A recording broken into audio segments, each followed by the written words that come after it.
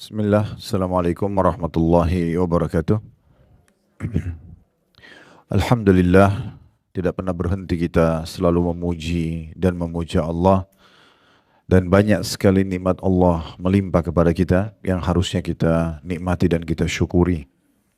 Termasuk Allah subhanahu wa ta'ala masih memberikan kita nikmat Islam dan iman, serta kesempatan waktu seperti di saat sekarang, di hari ini yang kita bisa bahasakan adalah hari emas kita. Karena pada hari ini kita masih bisa menambah kantong-kantong amal soleh kita dengan amal-amal dan pahala yang melimpah. Serta juga kita bertaubat dari dosa-dosa bila masa lalu ada, sehingga akhirnya kita lepas dari hukuman Allah subhanahu wa ta'ala. Maka kita syukuri alhamdulillah dan kita isi semua dengan ketaatan.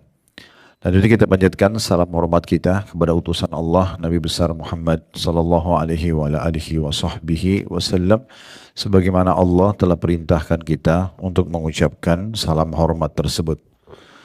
Baik, kita akan melanjutkan seperti biasa bila Allah Subhanahu wa taala mudahkan bedah buku kita agar doa dikabulkan dan sebab-sebab terkabul dan tertolaknya doa berdasarkan Al-Quran dan juga As-Sunnah, yang ditulis oleh Dr. Said bin Ali bin Wahb Al-Qahtani.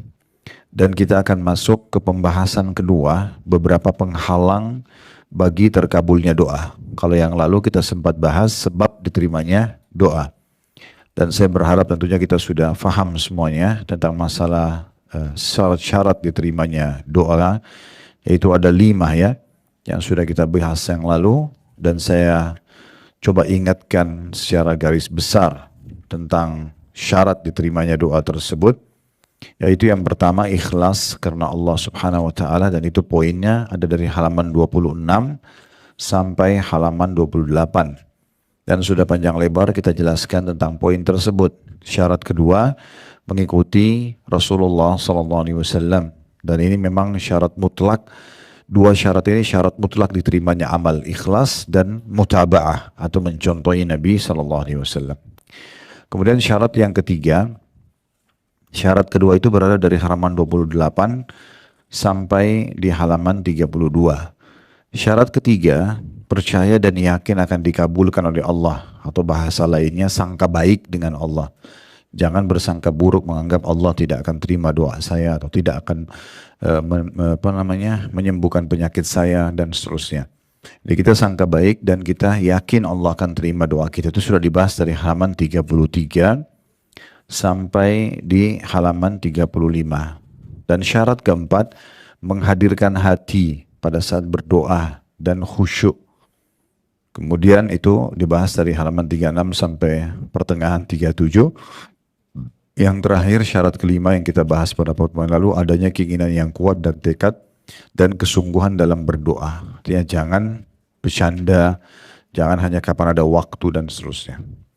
Baik, kita akan masuk pembahasan kedua kita, yaitu beberapa penghalang bagi terkabulnya doa. Yang juga termasuk hal yang penting untuk dibahas ya. Sehingga bukan hanya sekedar memenuhi syarat, tapi bagaimana kita mengetahui ternyata ada hal-hal yang juga bisa menghalangi dikabulkannya doa. Walaupun Bapak Ibu sekalian memenuhi 5 syarat tadi, tapi ternyata masih ada penghalang yang kita lahirkan dalam doa kita. Nanti kita sebutkan penghalang-penghalang tersebut. Di sini disebutkan ada 6 poin ya. Di dalam penghalang ini dari halaman 38 sampai 46. Itu disebutkan ada 6 penghalang, maka tentu saja berarti doa kita juga belum diterima.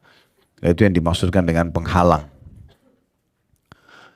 Baik, di sini kata penulis saya bacakan dulu di pembahasan kedua beberapa penghalang bagi terkabulnya doa. Penghalang atau al-mani' dalam bahasa Arab secara etimologi atau dalam bahasa berarti dinding pembatas antara dua perkara. Apa yang karenanya ada, apa yang karena adanya mengharuskan tidak adanya sesuatu, tapi tidak adanya tidak mengharuskan adanya tidak adanya sesuatu secara zat. Ini adalah lawan dari definisi syarat. Maksudnya bukan berarti kalau kita penuhi sesuatu perbuatan lalu kemudian kita datangkan penghalangnya, kemudian kita berharap itu bisa dikabulkan sebagaimana kami jelaskan tadi. Itu yang dimaksudkan dengan permasalahan ini. Dan langsung saja kita masuk ke masalah penghalang-penghalang terkabulnya doa yang diinginkan oleh penulis yang disampaikan di sini.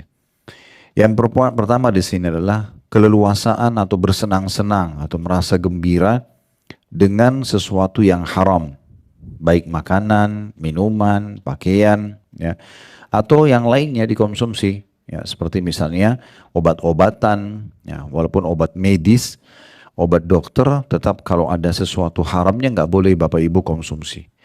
Makanya Nabi SAW mengatakan dalam hadis yang sahih, Allah tidak menjadikan kesembuhan kalian pada hal-hal yang ia haramkan. Jadi kalau dokter bilang ibu dan bapak tidak bisa sembuh kecuali minum obat ini, tapi obat ini dari babi misalnya, nggak boleh. Ya. Karena Nabi SAW bilang Allah tidak mungkin jadikan kesembuhan pada sesuatu yang ia haramkan. Dan Nabi SAW sudah mengatakan Allah tidak turunkan satu penyakit kecuali Allah turunkan bersamanya obatnya. Maka berobatlah wahai hamba-hamba Allah. Dan Nabi SAW sudah pastikan pasti ada obatnya yang halal, tidak harus yang haram. Karena memang dipastikan tidak ada satu penyakit pun kecuali pasti Allah sudah turunkan obat bersamanya. Dan tentu kita punya banyak sekali ikhtiar-ikhtiar dalam Islam. Kita bukan seperti orang non-muslim yang andalannya hanya medis saja.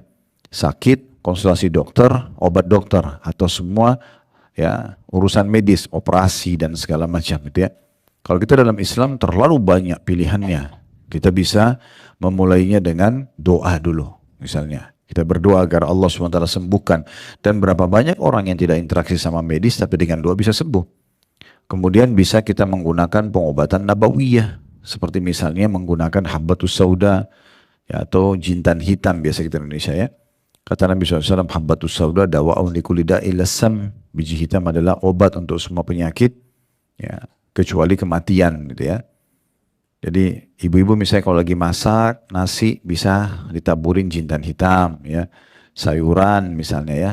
Jadi digunakan, atau kita bisa ambil beberapa butir, 2-3 butir, itu diisap-isap, itu manfaatnya besar sekali. Nah, mungkin penelitian sudah cukup banyak berhubungan dengan masalah itu. Juga kata Nabi SAW, kesembuhan pasti terjadi pada 3.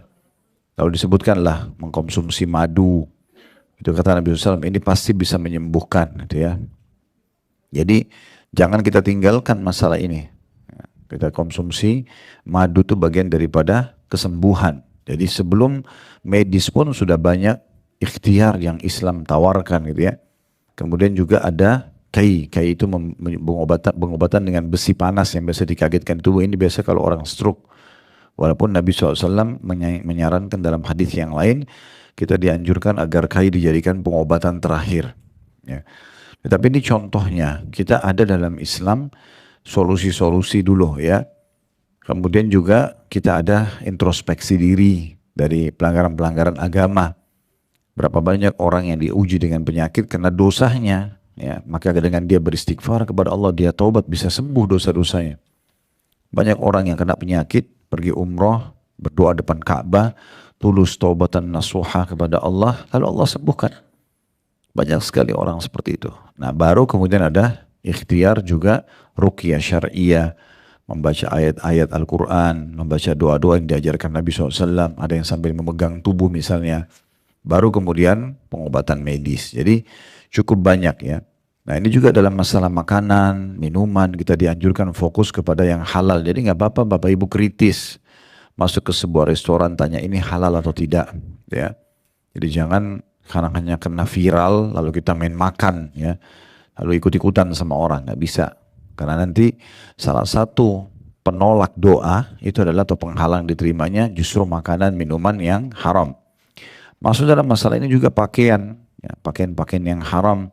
Ini juga bisa ya menjadi penolak doa tersebut. Baik, kita dengarkan bagaimana dalil tentang penghalang pertama ini sehingga doa tidak diterima, yaitu makanan, minuman, pakaian, dan obat-obatan yang haram. Hadisnya dari Abu Hurairah radhiyallahu anhu, beliau berkata bahwasanya Rasulullah sallallahu alaihi wasallam bersabda yang berbunyi ayuhan nas innallaha tayyibun la yakbalu illa tayyiba wa innallaha amara al-mu'minina bima amara bihil mursalin faqala Ya ayyuhar rusulu kulu minat tayyibati wa'amalu saliha inni bima ta'amaluna alim. Wa qala ya ayyuhalladzina amanu kulu min tayyibati ma razaqnakum. Thumma dzakara ar-rajulu yutilu as-safara ash'athu akbar. Yamuddu yadayhi ila as-sama'i ya rabbi wa mat'amuhu haram wa mashrabuhu haram wa malbasuhu haram wa ghudhiya bil haram fa anna yustajabu lidzalik. Fa'anna yustajabu lidzalik, yang artinya wahai sekalian manusia, kata Nabi SAW, sungguhnya Allah itu maha baik. Makna daripada tayyib, Bapak Ibu sekalian, itu bisa bermakna baik, sempurna, bersih, semua itu bisa masuk dalam makna tayyib ya. Allah itu tayyib, maha baik, maha sempurna, maha bersih, maha rapi ya, dan tidak menerima kecuali sesuatu yang baik pula, yang thayyib pula. Sesungguhnya Allah memerintahkan orang-orang beriman dengan sesuatu yang dia perintahkan kepada para rasul sesuai dengan firman-Nya, yang artinya, hai rasul-rasul, makanlah dari makanan yang baik-baik dan kerjakanlah amal yang soleh. Sesungguhnya kata Allah, aku maha mengetahui apa yang kamu kerjakan. Terjemahan surah Al-Mu'minun ayat 51. Kemudian juga firman Allah Subhanahu wa taala dalam surah Al-Baqarah 172, hai orang-orang beriman, makanlah dari antara rezeki yang baik-baik yang kami berikan kepadamu. Kemudian Rasulullah SAW menyebutkan tentang seseorang laki-laki yang bepergian jauh dengan rambut kusut dan juga berdebu, lalu menengadahkan kedua belah tangannya ke langit sembari berdoa, wahai Tuhanku, sedangkan makanannya haram, minumannya haram, pakaiannya haram, dan diberikan makan dari sesuatu yang haram, maka bagaimana mungkin dikabulkan doa itu untuknya? Hadis ini kita bedah dulu, Bapak Ibu sekalian, kita coba korek faedahnya. Yang pertama, adanya penyebutan sifat Allah, bahwasanya Allah itu maha suci, maha sempurna ya. Dan Allah membuat kita pun sebenarnya mengarah ke sana. Walaupun kita tidak mungkin sempurna seperti Allah SWT, tidak mungkin. Tapi contoh Allah misalnya mau kita berpakaian yang sempurna, menutup aurat, memakai pakaian yang bagus. Terbukti kalau kita pakai pakaian yang bagus, kita merasa nyaman, manusia pun nyaman menilainya dan melihatnya. Supaya kita begitu. Di saat misalnya badan kita segar habis mandi, dan kita lebih percaya diri dengan itu. Dan kalau kita gerah, kita sendiri merasa nggak nyaman, mungkin kalau ada bau badan, maaf, orang dekat kita juga tidak suka, supaya kita selalu segar, gitu kan. Kita kalau habis sikat gigi, kumur-kumur misalnya dengan mouthwash, misalnya obat kumur, kita lebih percaya diri bicara sama orang dibandingkan memang kita belum sikat gigi, dan apalagi maaf habis makan banyak jenis makanan dan mengeluarkan bau yang kurang sedap, misal contoh. Dan seterusnya. Mata kita itu suka melihat penataan yang rapi. Kenapa ada orang tinggal di Jakarta, tapi juga tetap weekendnya nginap di hotel di Jakarta? Apa yang dia beli dari hotel itu? Padahal sama saja. Sama-sama pindah dari tempat tidur ke tempat tidur. Bahkan hotel itu lebih kesannya ruangan, kamarnya yang dibeli. Karena dia beli suasana rapinya. Yang dijual oleh hotel tersebut adalah suasananya. Rapi penataan kamarnya, penataan hiasannya, meja kerjanya, lighting lampunya misalnya, apalah gitu ya. Mungkin ditambah dengan itu interior, eksteriornya juga mungkin dengan taman-taman yang rapi. Kenapa? Karena memang fitrahnya manusia, secara alami mereka suka itu. Dan secara alami manusia itu tidak suka sebenarnya berantakan. Kecuali dia memang membiasakan diri dalam keberantakan itu. Ya. Sehingga dia terbiasa dengan bau yang kotor, terbiasa dengan berantakan. Tapi itu umumnya orang pasti tidak suka. Kita kalau dekat dengan orang yang bau badan dan segala macam, kita pasti tidak suka. Jadi mata manusia pun dibuat nyaman dengan itu. Hidung kita suka dengan bau yang wangi, kita nggak suka dengan bau yang busuk dan seterusnya. Itu sebenarnya bisa masuk semua dalam makna thayyib ya. Ya, berarti bagus gitu ya. Allah itu sempurna. Makanya Allah menciptakan alam semesta dengan kesempurnaan, menciptakan manusia dengan kesempurnaan. Tadi memberikan fitrah alami itu.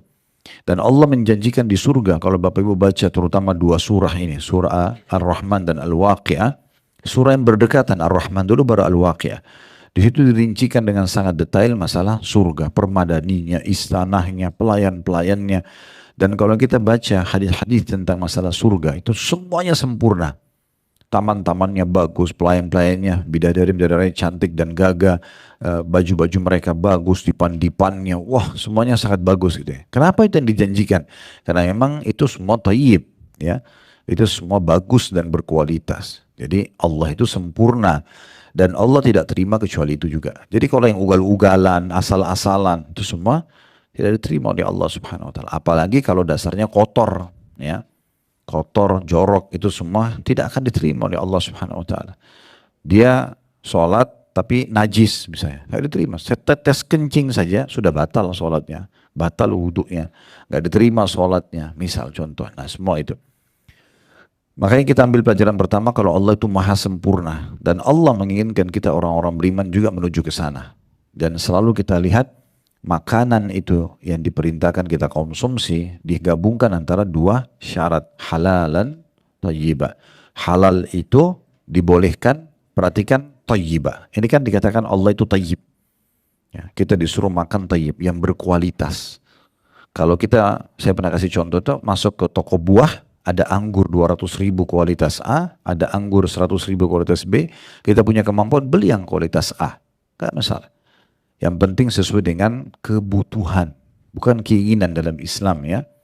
Kalau kita butuh rumah, silakan beli rumah yang terbaik, kendaraan yang terbaik, pakaian yang terbaik, makanan, minuman semua yang terbaik. Kalau kita butuh. Tapi kalau untuk keinginan tidak bisa, kita tidak dianjurkan mengikuti keinginan, karena kalau ikuti keinginan tidak akan pernah selesai. Pasti tidak akan pernah selesai, pasti akan selalu tamak dengan dunia berlebihan, gitu ya. Tapi kalau kebutuhan silahkan dinikmati. Nah itu contoh-contohnya. Itu pelajaran pertama. Allah itu maha sempurna, ya, indah, ya, dan rapi, bersih, segala macam makna masuk dalam makna ini. Pelajaran yang kedua, Allah Subhanahu wa taala juga memerintahkan kita semua dimulai dari para rasul untuk begitu. Makanya tadi dibacakan Nabi SAW membacakan surah Al-Mu'minun surah nomor 23 ayat 51. Hai sekalian Rasul, makanlah dari makanan yang baik-baik, makanan yang thayyibat, yang berkualitas, ya, yang baik, yang sempurna. Lalu dikatakan, dan berbuatlah amal saleh. Sesungguhnya aku, kata Allah, mengetahui apa yang kamu kerjakan. Saksi bahasan sini adalah Allah perintahkan juga kita ini menjadi orang-orang yang thayyib, penampilannya thayyib, makanannya thayyib, ya, tutur katanya thayyib, semuanya bagus, ya, semuanya sempurna. Itu yang diperintahkan. Kemudian juga diangkat firman Allah Subhanahu wa taala, ya ayyuhalladzina amanu kulu min thayyibati ma razaqnakum. Hai orang beriman, makanlah di antara rezeki yang baik-baik yang kami berikan kepadamu. Salah satu makna ayat ini adalah tidak boleh makan makanan basi, makanan expire, sudah rusak. Ayam itu halal, tapi kalau sudah basi, thayyibnya hilang. Jadi haram dimakan, karena akan mendatangkan mudarat ya. Jadi kalau ibu dan bapak mau faham ini halal atau tidak, maka kita lihat juga salah satu penelitian ulama adalah efek samping. Efeknya apa nih? Ya, misalnya orang konsumsi obat itu sebenarnya suplemen, tapi dia sebenarnya tidak thayyib karena akan menyebabkan ginjalnya rusak misalnya atau apalah ya. Efek samping yang besar sekali, itu nggak boleh. Dari mana ulama bisa menilai rokok itu nggak boleh? Umumnya pendapat ulama di dunia ini mengharamkan, ya, nggak boleh dibolehkan. Dan kita lihat bagaimana dunia ini juga menolak. Coba kalau di pesawat nggak boleh merokok, ya. Kalau di bus yang ber-AC nggak boleh merokok, di kereta nggak boleh merokok, gitu kan. Di bandara tuh dikasih ruangan khusus aja mereka sama-sama perokok semuanya. Udah kalau sakit deh di sana, gitu kan. Di pemerintah taruh iklan bukan cuma Indonesia. Rokok bisa membunuhmu, bisa menyebabkan impoten lah, inilah segala macam. Dari mana dikeluarkan hukum haramnya? Karena dia nggak thayyib lagi. Dia udah nggak thayyib. Efek sampingnya bahaya sekali, kan gitu.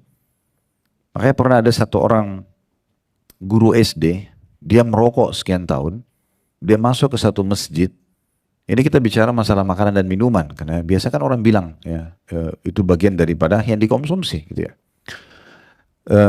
Dia sudah lama merokok dan kebetulan dia masuk ke masjid di dekat rumahnya di Jeddah. Syekhnya itu lagi membahas tentang Allah menghalalkan thayyibat dan mengharamkan khaba'ith. Allah menghalalkan yang baik-baik, Allah mengharamkan yang buruk-buruk. Gitu kan. Nah syekhnya kasih contoh salah satunya rokok gitu. Terus dia bilang, dia sempat cut pengajian, dia mengatakan, Syekh Anda mengatakan tadi kalau rokok itu tidak baik. Saya bertahun-tahun merokok nggak pernah sakit. Saya nggak ada masalah gitu. Dari mana tidak toyibnya? Gitu. Tolong jelaskan ke saya. Kata syekhnya, jadi Anda menganggap rokok itu bagus? Dia bilang, iya. Toyib berarti? Iya. Oke. Kalau begitu, saran saya kata syekhnya, sekarang kamu pulang, beli rokok yang banyak, berikan istri kamu, berikan anak kamu, kasih mereka konsumsi juga. Dengan akal sehatnya guru ini dia paham, dia keluarin rokok dari kantongnya dibuang. Dia bilang, saya tahu kenapa sekarang haram. Kalau itu baik, silakan bagi-bagiin orang semuanya. Anak bayi pun kasih aja. Kan tidak baik. Kan gitu. Jadi ini poin contohnya. Jadi biasanya juga penilaian ulama kalau di masa kita sekarang. Kalau makanan minum itu tidak di masa Nabi SAW. Dari mana? Dari efek-efek samping. Mudarat yang datang. Karena sudah tidak thayyib lagi. Enggak thayyib lagi. Ya. Ini bisa kita tarik dalam semua lini kehidupan kita. Ini penting untuk digarisbawahi. Ini pelajaran kedua. Bahwasanya pelajaran pertama tadi Allah itu thayyib, sempurna, rapi, bersih. Kemudian pelajaran kedua dari dua potongan ayat tadi, surah Al-Mu'minun ayat 51 dan Al-Baqarah 172, Allah menyuruh kita juga menjadi orang-orang yang thayyib makanannya, thayyib pakaiannya, semuanya bagus gitu ya. Dan sudah kita berikan contoh rasional tadi. Kita juga menghidangkan makanan buat diri kita dan buat orang sekitar kita. Kalau yang bagus, orang juga semangat makan, pahalanya juga jadi besar. Ya, sampai memberikan makan yang berkualitas itu bagian daripada ibadah yang besar pahalanya. Sampai pernah ditanya kepada Nabi SAW dalam hadis Muslim, amal apa yang paling besar pahalanya setelah yang wajib-wajib? Kata Nabi SAW, tut'imut ta'am, kau memberikan makan kepada orang. Dan ulama hadis menjelaskan, bagaimana memberikan makan kepada orang, beri makan yang bagus, sehingga mereka mau makan semuanya dan pahala kita maksimal.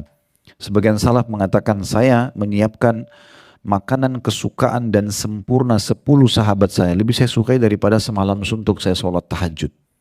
Karena besarnya pahala memberikan makanan yang berkualitas kepada orang gitu ya. Nah ini juga bagian daripada yang bisa dihubungkan dengan dua ayat ini. Jadi kita pun konsumsi yang baik, kita pakaian yang baik, kita silakan tempat tinggal yang baik, kendaraan yang baik. Tapi ingat batasan dan perbedaannya adalah kebutuhan dan bukan keinginan. Karena kalau kita ikuti keinginan kita, kita tidak akan pernah, lemari baju kita nggak akan cukup. Karena beli terus, alasannya kenapa? Diskon. Nah diskon tidak akan habis sampai hari kiamat ya. Jadi sesuai dengan kebutuhan saja. Butuh silakan ya. Pelajaran ketiga ini jadi saksi bahasan kita. Di potongan akhir hadis Nabi SAW menyebutkan, ada orang yang diberikan ciri-ciri luar biasa di sini ya. Bepergian jauh. Dalam kondisi rambutnya kusut. Dia ini ceritanya orang ini pengemis. Dia pergi jauh karena mengemis sana sini sampai membuat rambutnya kusut, badannya berdebu ya. Lalu kemudian saking susahnya hidupnya dia pun menengadahkan ya, mengangkat tangannya ke langit sambil mengatakan wahai Tuhanku, seakan-akan dia bilang berikan aku rezeki, aku miskin, aku susah gitu ya. Minta sama Allah. Nah ini penghalangnya. Kata Nabi SAW, bagaimana diterima dari dia? Sedangkan ini penghalangnya, makanannya haram, minumannya haram, pakaiannya haram. Dia sendiri kalau makan, minum, ya dia cari dari yang haram. Dan juga dia diberi makan dari sesuatu yang haram. Bagaimana mungkin dikabulkan untuknya? Perhatikan potongan terakhir ini penting ya. Yang kata Nabi SAW, dan dia diberi makan dari yang haram. Di sini ada sebuah hukum keluar. Atau dikeluarkan oleh para ulama. Kalau bapak ibu diberikan makanan oleh seseorang dan bapak ibu tahu dari sumber income haram, nggak boleh makan. Kalau kita tahu sumbernya dia income-nya haram. Maaf, dari pelacuran, dari riba, ya, dari hal-hal atau manipulasi data misalnya. Dan dia tidak punya sumber income lain, dan kita dikasih dan kita tahu itu dari situ, nggak boleh kita makan. Karena di sini dikatakan, ya sebenarnya kan potongan hadis perhatikan ya, sudah cukup sebenarnya Nabi bilang, sedangkan makanannya, minumannya, pakaiannya haram. Kan harusnya sudah cukup ya. Tapi Nabi tambahkan, dan dia diberi makan dari yang haram. Maksudnya pemberian orang. Nah bagaimana doanya diijabah? Jadi harus hati-hati. Tapi kalau bagaimana hukumnya? Bagaimana hukumnya kalau seandainya ada orang kasih kita nggak tahu? Itu nggak apa-apa. Itu hukum umum namanya. Kembali kepada hukum umum ya. Kita tidak tahu maka boleh kita konsumsi. baca bismillah nggak masalah. Tapi kalau kita jelas tahu sumbernya dia ini haram, jangan dikonsumsi. Nggak boleh. Ya. Di sini penulis setelah mengangkat hadis ini mengatakan, menurut satu pendapat, sebagaimana pendapat Ibnu Rajab rahimahullah, bahwa makna hadis ini adalah, ya, sesungguhnya Allah tidak akan menerima segala amal, melainkan amal yang baik, lagi bersih dari apa-apa yang bisa merusak ibadah, seperti riya dan rasa ujub. Ujub itu berbangga-bangga ya. Tidak pula dari harta kecuali yang baik dan halal, karena thayyib atau baik dan sempurna digunakan untuk perkataan, untuk perbuatan, perkataan dan keyakinan. Dan maksudnya adalah bahwa para rasul dan umatnya diperintahkan untuk memakan makanan yang baik dan menjauhi yang tidak baik dan juga yang haram.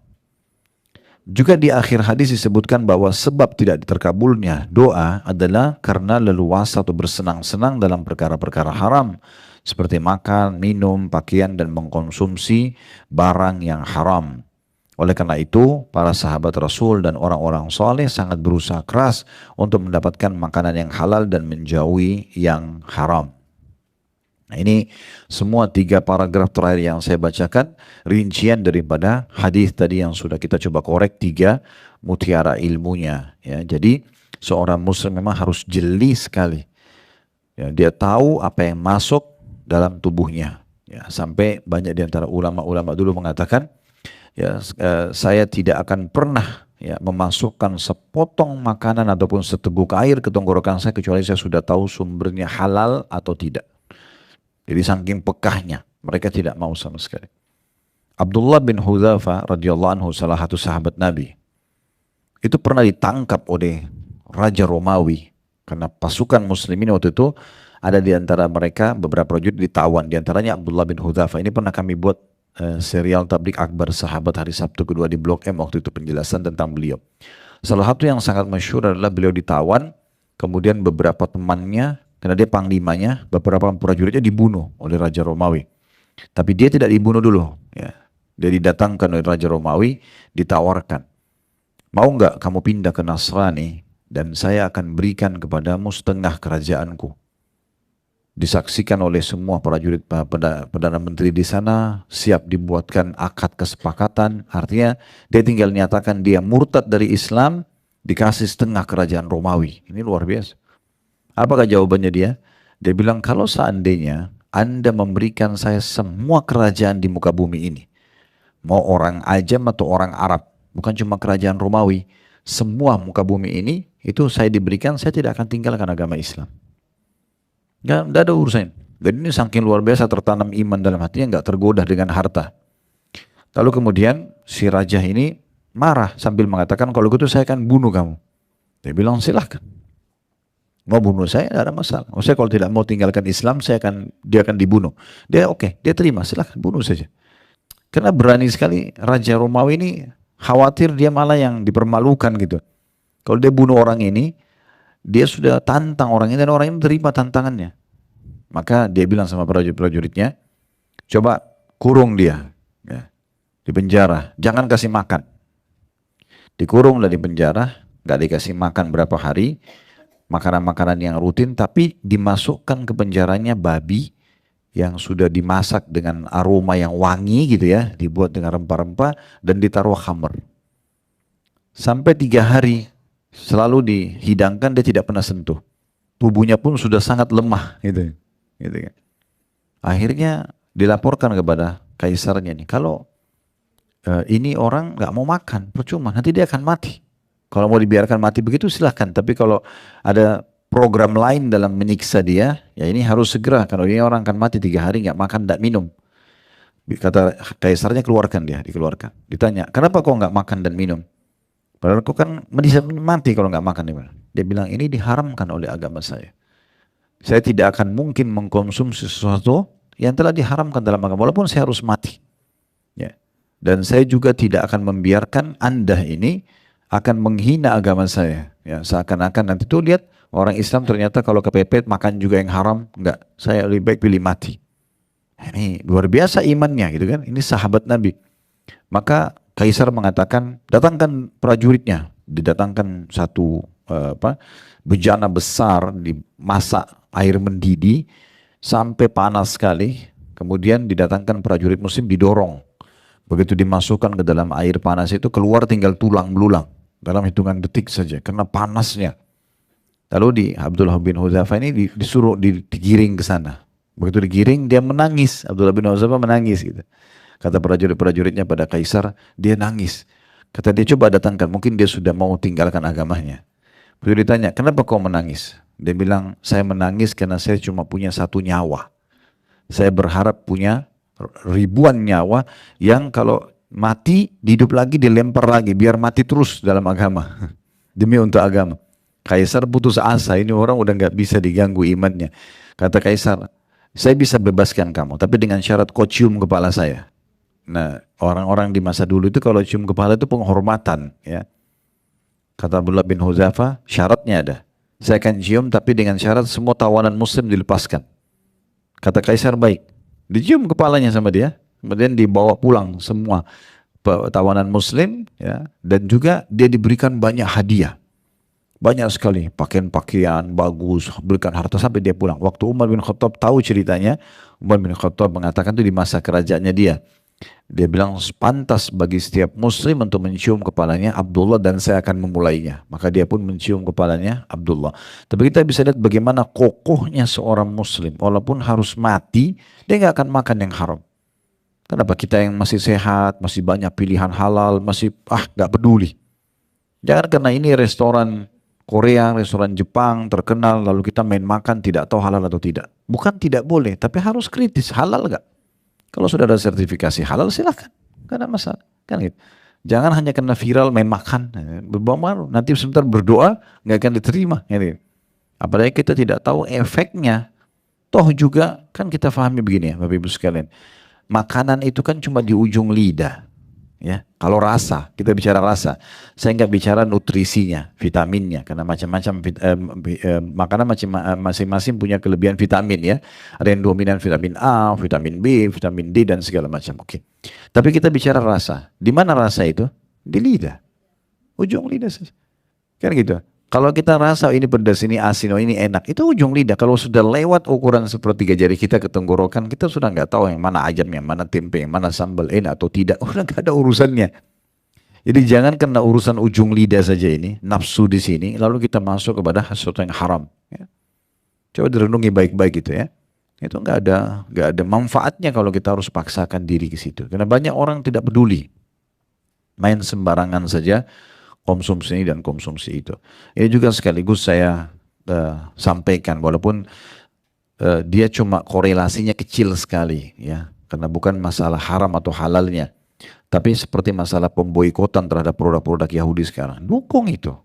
Kenapa nggak didukung?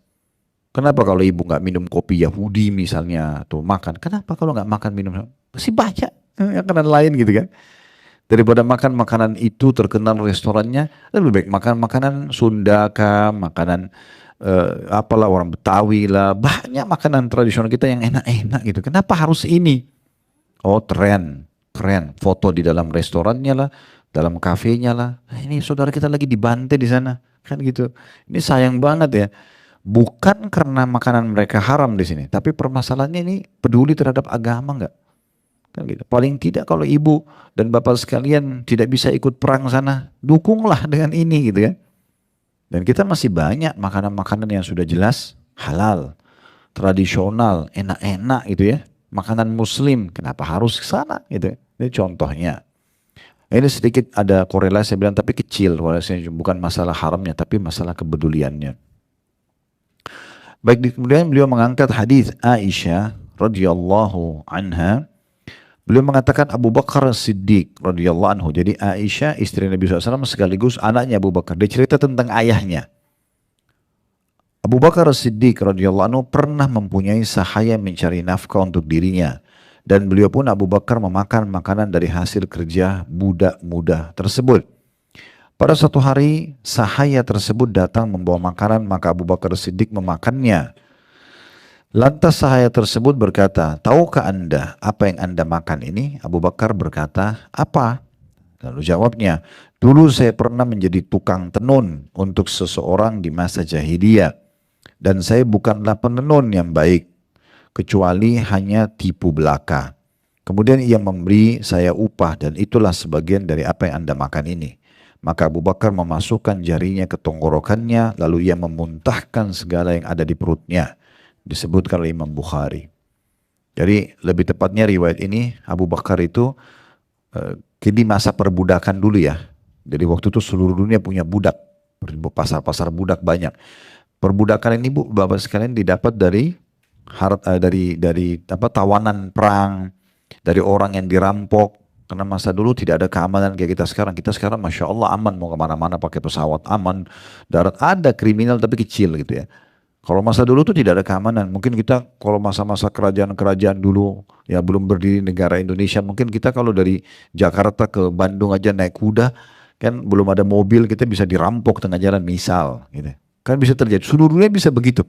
Dan biasanya orang-orang kalau dirampok atau dikalah dalam perang itu dijual di pasar-pasar budak. Itu ada perbudakan. Cuma Islam datang mengatur hukum tentang perbudakan ini. Kita dianjurkan kalau punya budak justru kita bebasin. Allah berfirman tahrirur raqabah, faqur raqabah, bebasin budak gitu ya. Nah budak-budak ini kalau Bapak Ibu masa itu hidup, kita bisa beli mereka di pasar, kita bisa pekerjakan mereka.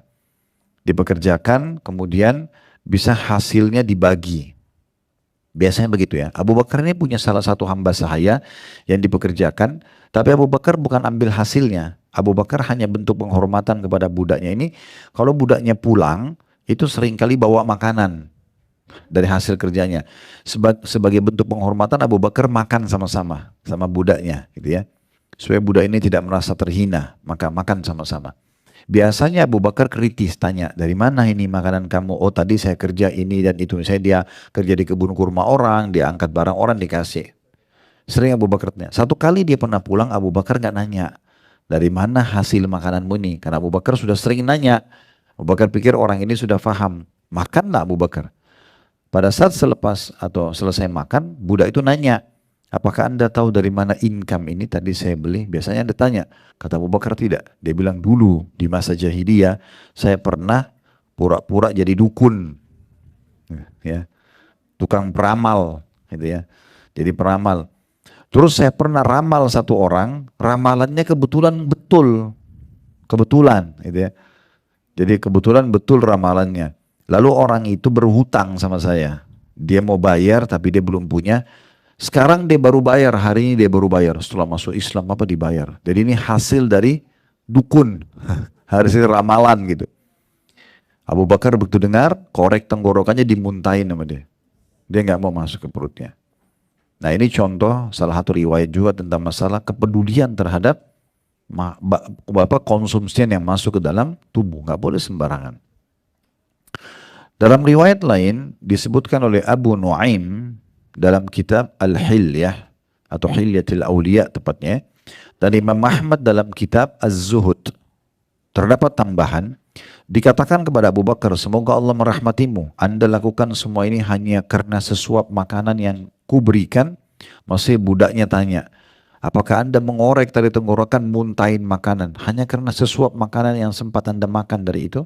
Abu Bakar menjawab, seandainya makanan tersebut tidak keluar kecuali bersama dengan nyawaku, pasti aku akan lakukan. Sebab aku pernah mendengar ya Rasulullah SAW bersabda, kullu jasadin nabata min suhtin fannaru awla bihi.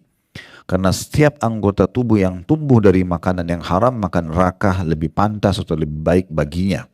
Oleh karena itu, aku takut tumbuh dari anggota tubuhku sesuap yang haram. Tentu di buku sini dipakai kata saya dan aku ya. Saya sengaja pribadi Bapak Ibu sekalian untuk memakai istilah aku aja. Karena di sini dia sebutkan bersama nyawaku ya. Jadi supaya semakna atau sama saja retorika yang digunakan. Tapi intinya riwayat lain menjelaskan rupanya si budak itu bertanya waktu lihat Abu Bakar korek tenggorokannya muntahin, apakah Anda muntahkan ini hanya karena sesuap makanan? Rupanya Abu Bakar baru makan sesuap, belum makan banyak gitu. Anda sampai lakukan muntah seperti ini dimuntahkan.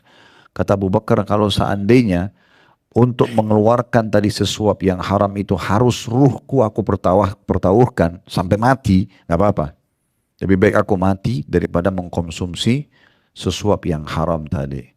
Karena aku pernah mendengarkan Nabi SAW bersabda, setiap anggota tubuh yang tumbuh dari makanan haram, maka neraka lebih pantas baginya. Nah, jadi di sini kehati-hatian sekali. Jadi ternyata mengkonsumsi yang haram, makanan dan minuman bukan hanya menolak doa, tapi juga menjadi penyebab anggota tubuh kita bisa masuk ke dalam api neraka. Wa na'udzubillah. Dan berapa banyak orang, Bapak Ibu sekalian yang tidak sadar, dia konsumsi untuk dirinya yang haram, terjadi keributan rumah tangganya, terjadi penyakit kronis yang tidak sadar, itu dari konsumsi yang haram. Dan juga terjadi hal-hal yang buruk, dia konsumsikan anaknya dari yang haram. Saya pernah ngisi tablik akbar itu di Makassar, dan yang isi, kebetulan waktu itu kesempatan saya untuk ngisi, tapi karena ada Dr. Zaid Abadi datang dari Jordan, waktu itu saya minta beliau ngisi. Alhamdulillah beliau setuju. Dan salah satu yang beliau sampaikan tentang masalah bahayanya pendapatan haram. Dia bilang, dinukil sama dia beberapa perkataan ulama, bahwasanya berapa banyak orang yang lahir dari keturunan dia, dari anak-anak dia yang dia berikan konsumsi haram dari masih di perut sampai besar, itu menjadi pembunuhnya. Akhirnya anaknya bunuh, orang tuanya hanya kena kejar warisan. Itu kadang-kadang sumbernya dari masalah konsumsian haram. Anak-anak durhaka, tidak mau bakti. Karena ada haram di badannya. Gitu kan. Tidak mungkin kalau sesuatu yang halal itu lalu kemudian menghasilkan hal yang efek tidak baik, itu nggak mungkin. Anak-anak itu akan mudah hafal Quran, mudah dinasehatin, mudah sholat, mudah tutup aurat. Itu karena memang juga konsumsian halal yang dia konsumsi. Makanya kita harus peka sekali dalam masalah-masalah seperti ini. Karena energi yang kita gunakan keseharian kan dari makanan dan minuman yang kita konsumsi. Gitu ya. Di dalam hadis yang telah dibicarakan di awal, kata penulis, bahwa lelaki dalam cerita Rasulullah SAW yang bersenang-senang makanan, ya, memakan yang haram, sebenarnya telah datang dengan 4 perkara yang semestinya merupakan sebab-sebab doa dikabulkan. Yang pertama, jadi maksudnya ingat tadi riwayat pertama ya, riwayat yang tadi orang yang safar, badannya lusuh, penuh dengan debu ya. Ini sebenarnya kata penulis, dalam riwayat itu ada 4 perkara pada diri orang itu sebenarnya diterima doanya. Yang pertama safar. Kan salah satu waktu mustajab itu pada saat safar. Nah orang itu lagi safar tuh diceritakan. Kata beliau ini berarti ada syarat dikabulkan doa sebenarnya dari orang tersebut. Yang kedua, pakaian dan keadaan yang memberikan kesederhanaan. Karena dia bajunya lusuh, berdebu. Ini berarti orang ini lagi susah. Ya. Dan Rasulullah SAW pernah bersabda, Rubba ash'athu madfu'in bil abwabi law aqsama alallahi la abarrah. Berapa banyak orang yang rambutnya kusut, berdebu, ditolak di depan pintu-pintu para pembesar dunia. Misalnya orang-orang yang punya kekayaan, bisa orang mengemis minta-minta, ditolak-tolak, tidak dikasih. Berapa banyak orang begitu keadaannya, rambutnya kusut, penampilannya susah gitu ya. Kotor karena memang dia nggak punya apa-apa, ditolak-tolak depan rumah orang. Tapi seandainya dia bersumpah dengan nama Allah, niscaya Allah akan tepati sumpahnya. Artinya bukan tolak ukur orang itu berantakan pakainya lalu tidak diterima oleh manusia lalu ditolak oleh Allah, enggak. Justru banyak di antara mereka yang bersumpah atas nama Allah lalu Allah kabulkan. Ini hadis diriwayatkan Imam Muslim. Saya tiba-tiba teringat ada satu cuplikan ceramah, itu di musim haji. Ada satu grup travel datang dari Maroko waktu itu. Dan kebetulan yang punya travelnya menceritakan. Ya, lalu diviralkan waktu itu di musim haji.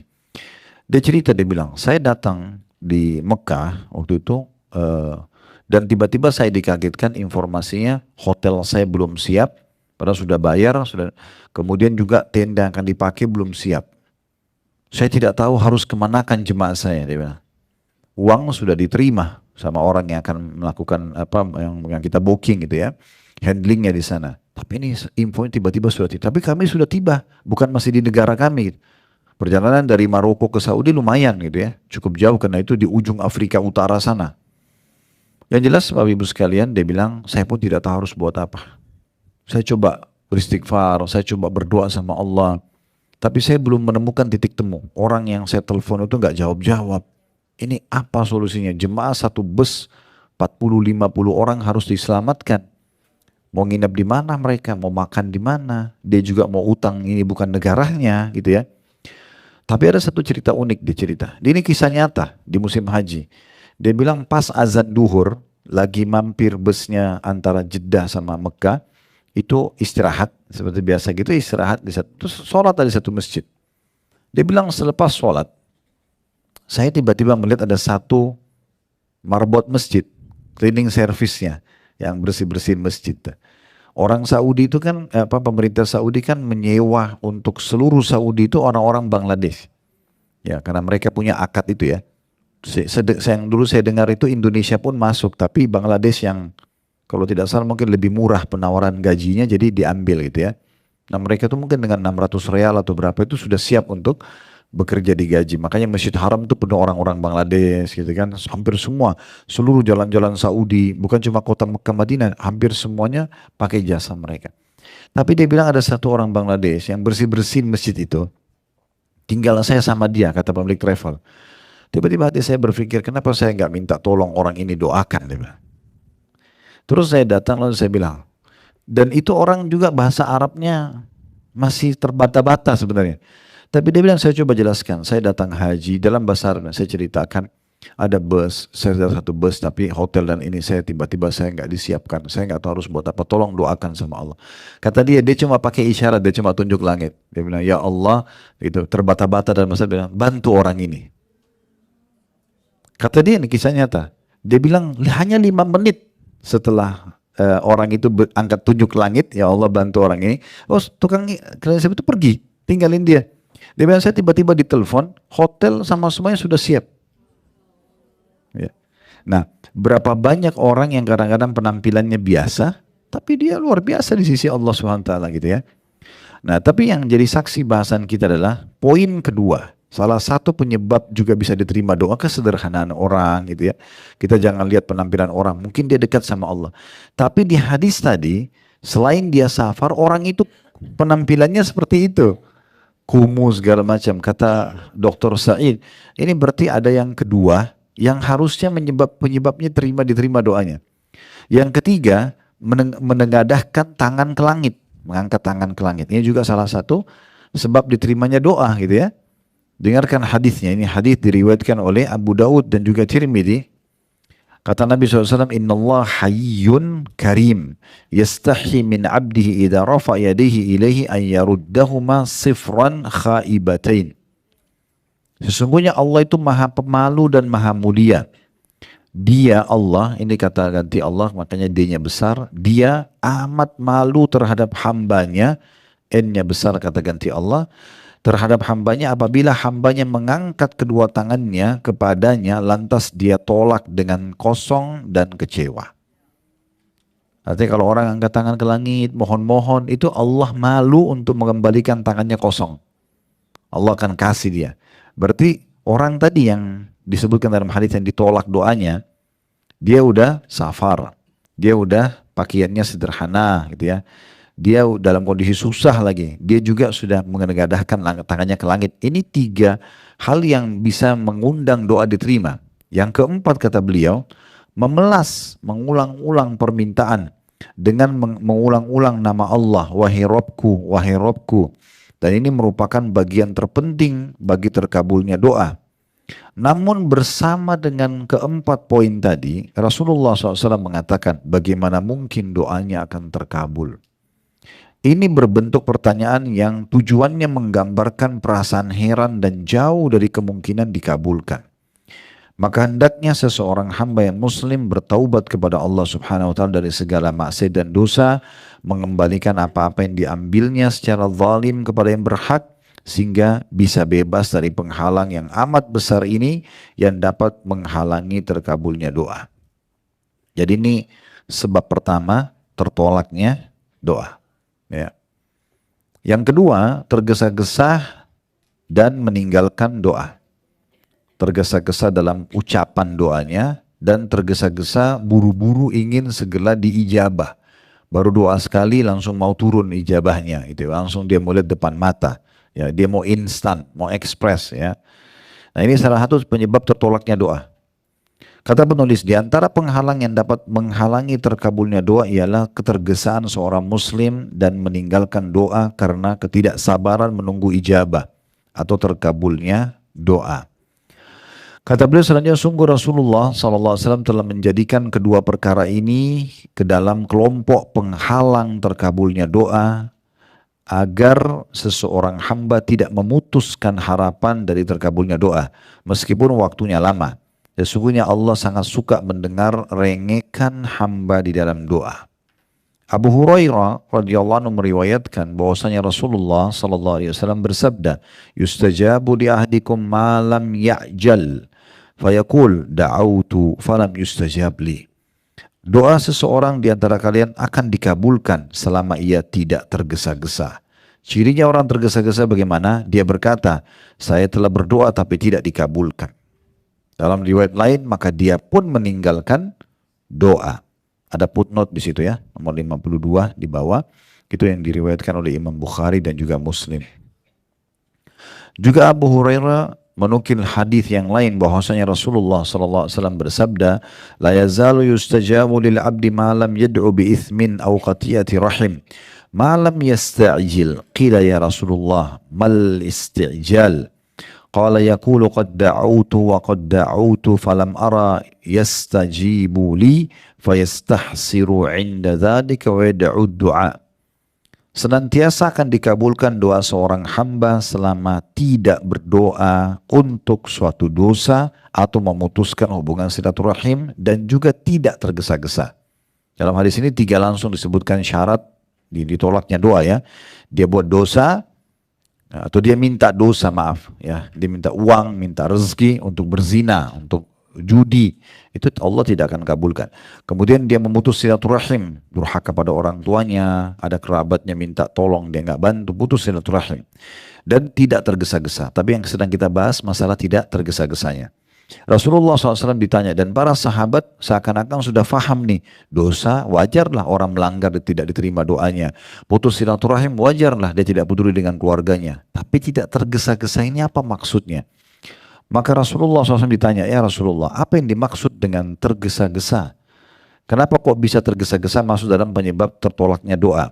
Kata Rasulullah SAW, yaitu dia berkata, si yang orang berdoa ini, sungguh aku telah berdoa, sungguh aku telah berdoa. Maksudnya sudah berulang-ulang berdoa. Tapi ya, di sini juga tidak komitmen, harusnya aku aja ya. Tapi sini diulangi saya katakan saja, dan aku tidak melihat akan terkabul. Maka ia merasa rugi dan gagal dari doa dan akhirnya meninggalkan doa tersebut. Ya, tidak sabar. Mungkin ini yang pernah saya bilang ya di awal kita bahas buku ini, mungkin tinggal sekali lagi Bapak Ibu berdoa, mungkin tinggal sehari lagi, mungkin tinggal 2 hari lagi. Masa sabar seminggu tidak sabar lagi 2 hari misalnya. Masa sabar sebulan atau setahun tidak sabar 4-5 hari lagi, kan kita tidak tahu. Ya, seperti saya pernah kasih gambaran ya, itu kan supaya mudah difahami saja itu ya. Itu kita kalau lagi ngerasin volume radio di mobil ya, ada kan lampunya itu ya, dari 1, 2, 3 sampai pokoknya full. Kalau kita ibaratkan doa itu begitu, mungkin Bapak Ibu sudah garis di 3, mungkin ini 5 lagi nih, 2 lagi, tinggal dibesarin dikit. Harusnya begitu, saya tinggal sedikit lagi berdoa. Dan dalam hadis yang lain ini pernah saya sampaikan di awal pertemuan kita, saya juga sudah sarankan agar Bapak Ibu supaya lebih dalam memahami tema doa ini bisa dengar materi kami di YouTube, insya Allah di playlist YouTube itu ada dahsyatnya doa. Itu panjang lebar saya jelaskan masalah doa ya. Di antaranya adalah poin masalah ini, tentang masalah tergesa-gesa gitu ya. Jadi harusnya tidak tergesa-gesa. Dia lanjutkan saja doanya. Ada hadis Nabi SAW yang saya sampaikan di ceramah itu, saya ingatkan juga di sini. Kata Nabi SAW, kalau Allah mendengar doa yang indah dari seorang hamba, Allah menerlambatkan jawabannya. Soalnya Bapak Ibu ngeluh, ya Allah, zat yang maha penyayang, yang maha pengasih, yang menciptakan malam dan siang. Ibu dan Bapak puji-puji Allah. Lalu merengek-rengek sama Allah. Itu Allah memang menerlambatkan jawabannya. Kenapa? Agar hamba tersebut tetap dalam doanya. Supaya dia tetap dapat pahala lebih besar. Udah continue aja. Dengan penuh keyakinan akan diterima. Sampai nanti kita akan dapat apa yang kita inginkan. Itulah.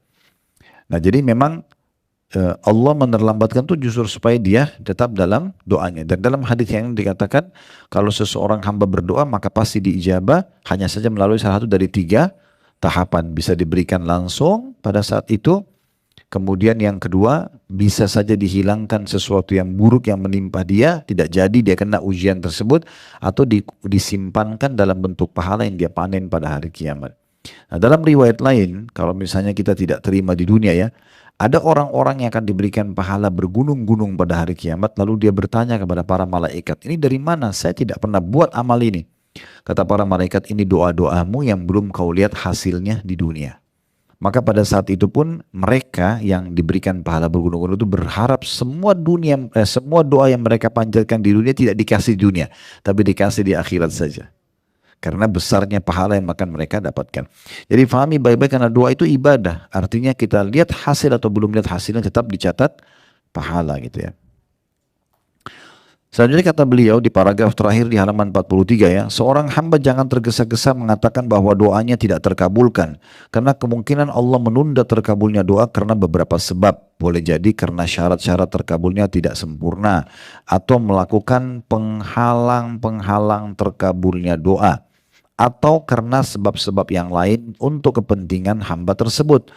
Tapi dia sendiri tidak mengetahuinya. Apabila doa seorang hamba tidak terkabulkan, maka ia harus introspeksi diri dan bertaubat kepada Allah Subhanahu wa taala dari segala bentuk kedurhakaan kepadanya. Maksudnya kepada Allah N-nya besar ya, kepadanya, dan gembira dengan kebaikan yang disegerakan dan yang ditunda. Allah Subhanahu wa taala berfirman di dalam surah Al-A'raf ayat 56. Yang berbunyi wala tufsidu fil ardi ba'da islahiha wad'uhu khaufan wa tama inna rahmatullahi qaribun minal muhsinin. Dan janganlah kamu membuat kerusakan di muka bumi. Sesungguhnya sesudah Allah memperbaikinya, dan berdoalah kepadanya atau kepada Allah dengan rasa takut tidak diterima, supaya dia terus berdoa. Selama kita khawatir doa saya ya takut tidak diterima, kita akan selalu sempurnakan ya. Dan harapan besar akan dikabulkan. Sungguhnya rahmat Allah amat dekat kepada orang-orang yang berbuat baik. Selama seorang hamba merengek dalam doa, antusias dalam mengharap dikabulkannya doa, tanpa meninggalkan doa, maka terkabulnya doa amat dekat. Barang siapa sering mengetuk pintu, maka kesempatan untuk terbuka pintunya lebih dekat atau lebih pas gitu ya. Bahkan ada kalanya terkabulnya doa tertunda dalam tempo yang lama, seperti tertundanya pengabulan doa Nabi Yakub alaihissalam atas pengembalian Yusuf putranya kepada beliau. Padahal Nabi Yakub alaihissalam adalah seorang nabi yang mulia. Jadi Nabi Yakub itu waktu hilang Yusuf, karena saudara-saudaranya lempar ke sumur, lalu dibawa oleh kafilah, diperdagangkan di pasar perbudakan, lalu Nabi Yusuf pun ya tinggal di rumah seorang tokoh masyarakat di Mesir. Intinya waktu itu Nabi Yakub terus berdoa sampai matanya buta. Saking seringnya berdoa, dalam surah Yusuf diceritakan ya. Jadi saking seringnya berdoa minta pada Allah agar dikembalikan Yusuf, Allah belum kasih. Kapan Allah kasih ketemu sama anaknya? Waktu anaknya Nabi Yusuf sudah jadi pemimpin di Mesir. Ya, jadi sudah pas kedudukannya. Jadi pada saat jadi pemimpin, Nabi Yakub dan istrinya serta anak-anaknya yang lain dipindahkan Nabi Yusuf ke Mesir dan punya posisi di Mesir. Bukan lagi dalam kondisi anak yang tidak punya apa-apa, tapi sudah punya jabatan, sudah punya pendapatan dan segala macam. Jadi dengan hikmah Allah Subhanahu wa taala. Jadi jangan putus asa ya, dan jangan pernah sangka buruk dengan Allah. Kenapa saya minta jodoh, saya minta pekerjaan, saya minta kesembuhan belum dikasih. Bukan belum dikasih, bukan tidak dikasih, belum saja.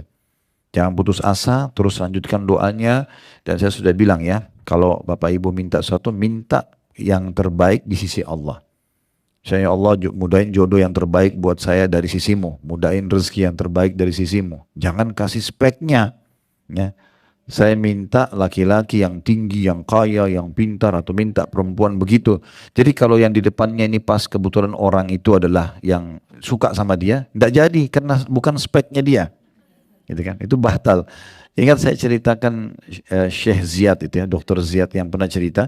Dia waktu sebelum nikah dia bilang begini dalam doanya, ya Allah jangan kasih saya anak kecuali laki-laki. 5 kali istrinya hamil gugur semua. Karena 5-5-nya itu bayinya perempuan. Terus dia introspeksi diri, dia tanya gurunya, Syekh Albani gurunya, Syekh apa solusinya? Kata Syekhnya, minta sama Allah, ya Allah berikan aku anak-anak keturunan yang baik. Menurut Allah, udah laki-laki perempuan sama saja, kita terima sebagai titipan dari Allah. Dia bilang semenjak itu saya ubah doa saya, sekarang anaknya 5 atau 6 ya. laki-laki dan perempuan. Masya Allah, tumbuh besar saya berapa kali datang ke rumah beliau kalau lagi mampir di Jordan biasanya.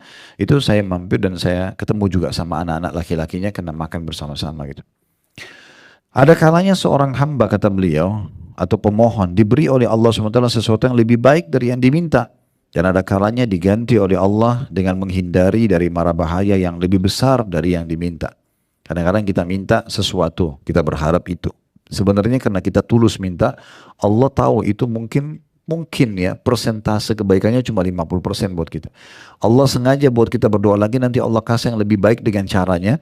Lalu kemudian kita dikasih yang 70 atau 80% lebih baik. Itu dengan hikmah Allah SWT. Allah itu ya sangat indah kalau memberikan jawaban kepada hambanya. Allahu a'lam. Jadi ini bahasan kita insya Allah di poin ketiga. Dan selanjutnya kita akan lanjutkan nanti di pertemuan akan datang ya sampai poin nomor 6 insya Allah. Kalau benar dari Allah silakan diambil dan diamalkan. Kalau salah dari saya mohon dimaafkan. Subhanakallahumma bihamdika asyhadu an la ilaha illa anta astaghfiruka wa atubu ilaik. Wassalamualaikum warahmatullahi wabarakatuh.